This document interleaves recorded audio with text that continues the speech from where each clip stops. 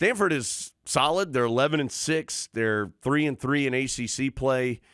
Adam, I think they're probably better than Cal.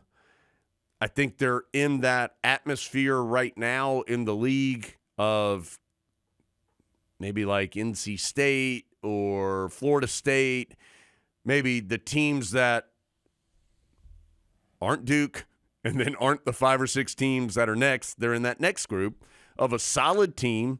They certainly have one of, if not the best, big guy in the conference in Maxime Reynaud. He's really good, Adam. He's averaging I think he's averaging a double-double. I'll find the stats in just a minute. But he's really good. Jalen Blake's a former Duke player who never played a ton for the Blue Devils, was surprisingly a highly rated recruit that went to Duke and didn't play very much and then ended up going somewhere else. And he's had a good year for them. So Kyle Smith is their head coach. He did a really nice job at Washington State the last several years. Got the Cougs to the NCAA tournament last year where they won a game. So I think this team. I think Stanford's a good team. I think they're good. I don't think they're great. I think they're good, and I think Carolina will need to play well to beat them. And so and Renault in particular down low is a problem. How the Tar Heels try to handle him will be fascinating to see. I'm not sure they're good. I think it depends on how we define good. Like in the context of this year's ACC, I think they might be good. A few years ago, ACC, they're average. Offensively, pretty good. Defensively, not all that tough. They don't turn the ball over very much at all, which is a positive.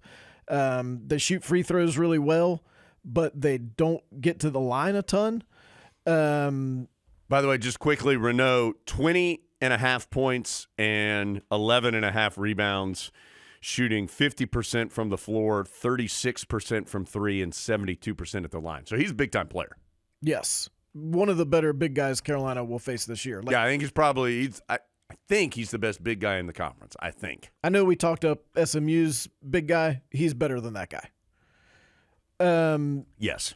One kind of weird thing about them defensively, teams don't score from three against them hardly at all, but they score from two and the free throw line a ton. So they're taking it inside on Stanford, or else Stanford's just exceptional at defending the three-point line. Their schedule is very, very bad, including the fact that they lost to Grand Canyon, which is kind of and they lost to Cal Poly, which is a terrible team. So that hurts. They've lost to every good team that they've played. Their best win is probably Santa Clara, a team they beat by 2 on the road. I mean, this is their non-conference schedule.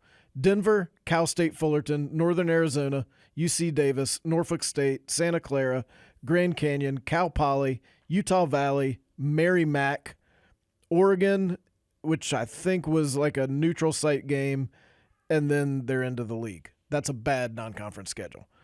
I mean, they need some quality wins, of which they certainly have an opportunity on Saturday.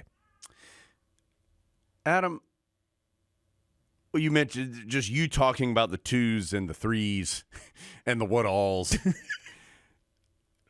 I feel like Carolina's maybe taking a couple less 3s per game. They took 19 against State. They took 14 against Cal. Now, that's a small sample size. I think that's a better number for this team than like 25 or 28, which we've seen them take. Now, sometimes if you're down, you have to take more 3s, and certainly the Tar Heels were down plenty in November and December. But I just feel like this team is a capable three-point shooting team, particularly when it's taking good threes. Like Ian Jackson is a good three-point shooter. RJ Davis in his career has been a good three-point shooter. As we know, he's been much less consistent this year. I think you want Drake Powell taking maybe 2 to 3 threes a game. If Elliot Cadeau's got a great look at 3 or Trimble's got a great look at 3, you're okay with that as well. But I don't think Carolina wants to shoot 25 threes a game. If their offense is such that they're still scoring at a high rate and taking 15 threes a game, that feels better to me. I don't know if Hubert Davis agrees or not, but that just in watching them, that feels better. Oh, we'll find out what you think on next Tuesday and checking in. Yeah, it feels like a good checking in topic. Well, someone like Ian Jackson, who normally you would say is he is a very good three-point shooter, but I'm not even sure that's what he's best at. No, it's not.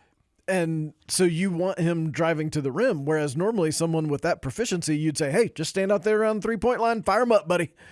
But he's so good when he gets to the rim and so difficult to defend, and he gets to the free throw line and he gets the other team in foul trouble. I don't know if you know, Jones, but when that happens, you get to play against the guys who aren't as good. Yeah.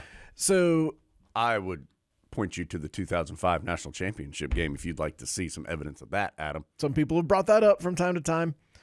So I do think this is a little different Tar Heel team than what we've seen from Hubert Davis teams in the past. And because they did have some players who you'd say, go stand around the three-point line and shoot it, like R.J. Davis last year or Brady Manick. Brady Manick. In some ways, I think like you would have liked Caleb Love to do that, but he wouldn't. So now he plays for Arizona. Caleb Love's still playing, don't forget. Yeah.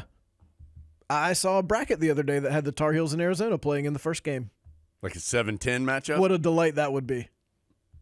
Hey, as long as you're in the field. Yeah. So it's just a different type of offensive team, but at least the Tar Heels are scoring.